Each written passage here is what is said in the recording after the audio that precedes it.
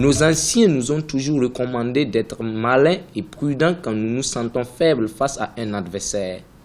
Si tu es faible, sois astucieux, bête que tu es. À quoi sert de donner autant d'ordres stupides?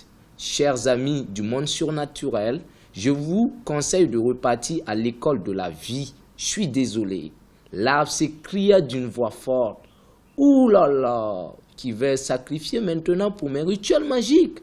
Utilise ta vie et non pas celle des autres, dirent les trois compagnons. Le titre du livre, c'est La vengeance de l'arbre animal.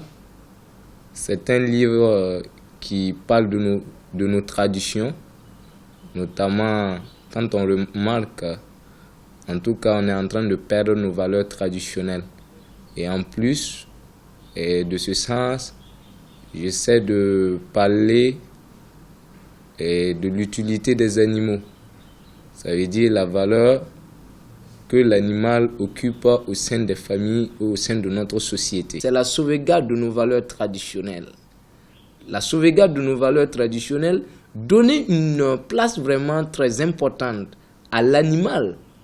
Notamment, on a le chien, on a les chats, tous ces animaux-là, nous devons leur donner une place vraiment très importante dans notre vie, dans notre société.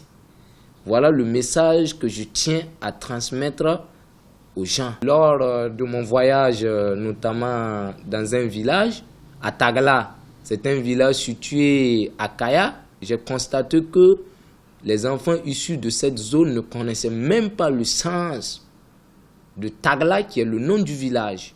Tagla, qui signifie terre et paix.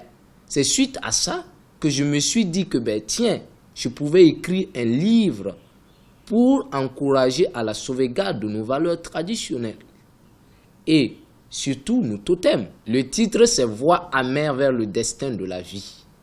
C'est l'histoire d'un enfant qui vraiment traverse des difficultés. L'enfant, notamment en entrant en conflit avec son père, doit subir la rue. Nous savons qu'en Afrique, convoquer son propre père en justice, ce n'est pas du tout facile, notamment à l'action sociale ou quel que soit.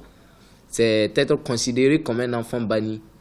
Mais l'enfant, il va traverser tous ces obstacles et devenir le meilleur ami de son père et vraiment réussir à ramener son père à la raison.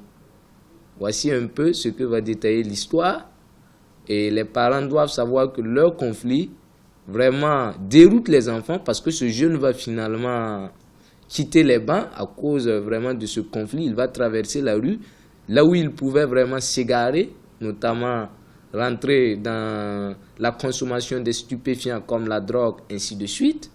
Donc, mais l'enfant a été fort psychologiquement. Les parents doivent reconnaître leur place et vraiment jouer un rôle très important dans l'éducation des enfants.